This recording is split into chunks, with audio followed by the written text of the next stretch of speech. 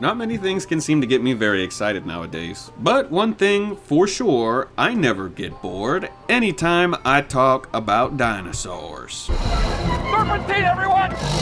Serpentine! And what better combo than dinosaurs and Red Dead? My two favorite things on planet Earth. Unfortunately, dinosaur bones are little to none in this game, but no need to worry because there's other secret prehistoric beasts that can be found around Red Dead Redemption 2's map. Some are more exposed than others, and some require you to search underground. Underneath the beautiful Mount Shann are a few networks of small caves. We're brought to this particular cave for the first time when Arthur attempts to collect Strauss's debt from one of his clients. Young debtor Winton Holmes has been hunting a rare elusive snow white cougar in the mountains of Big Valley with the hopes of paying off his debt to Strauss with the animal's beautiful fur. The cave he leads Arthur into has a more surprising secret than just the white cougar. Amongst the litter of bones and corpses in the cougar's lair are a few extraordinarily large bear-like skulls. They're really quite impressive when you notice how they compare in size to other known creatures. It's clearly much larger than a black bear or even a grizzly bear's head, the only two species of bear found in Red Dead Redemption 2.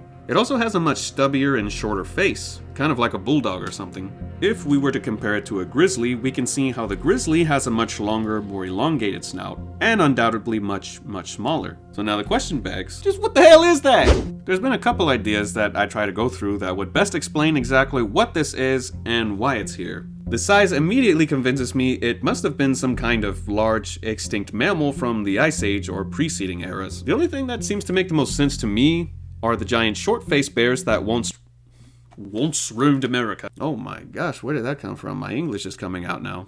That once roamed America during the Pleistocene. The smash face and the short nasal bone also provides the best evidence for this hypothesis. The only detail about this specimen I take issue with are the jaws. They are extremely awkward looking and disturbingly unusual.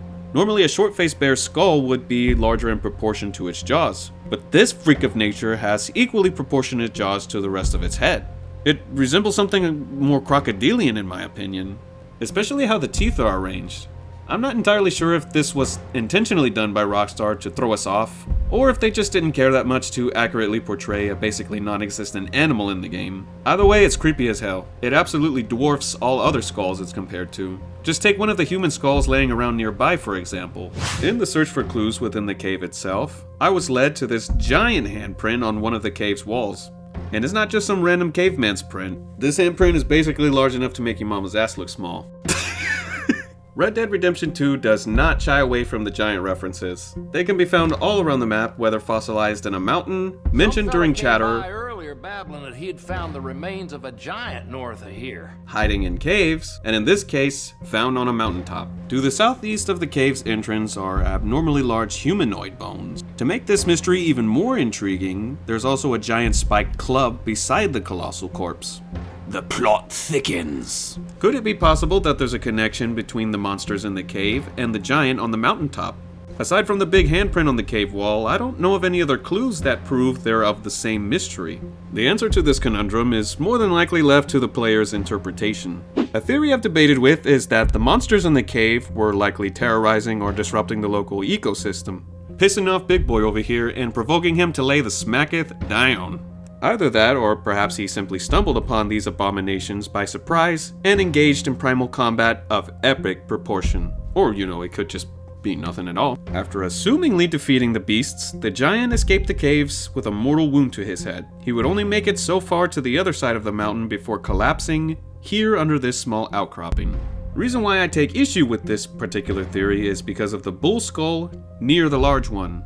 Why would that even matter? Well, for me, it does for two reasons. One, either the remains around this area are the scraps of the giant's meals, which I'll probably explain sometime later.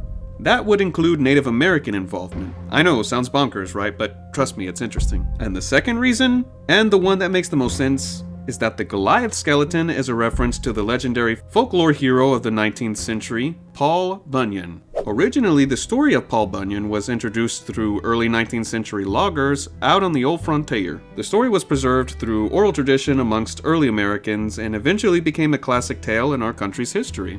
Repopularized in the mid-20th century with Walt Disney's children's movie, Paul Bunyan was said to have created the vast American landscapes like the Grand Canyon, Great Lakes, Mississippi River, and many other famous landmarks with the assistance of his gigantic blue ox and trusty axe. Likely with every story, there are its origins, and in this case, the tale of Paul Bunyan was inspired by real-life French-Canadian lumberjack Fabien Saginaw Fournier, or however, Fournier, I'm not sure how you pronounce the last name, who towered over all other loggers he worked with. He unfortunately was killed in 1875 after somebody bonked him over the head with a mallet.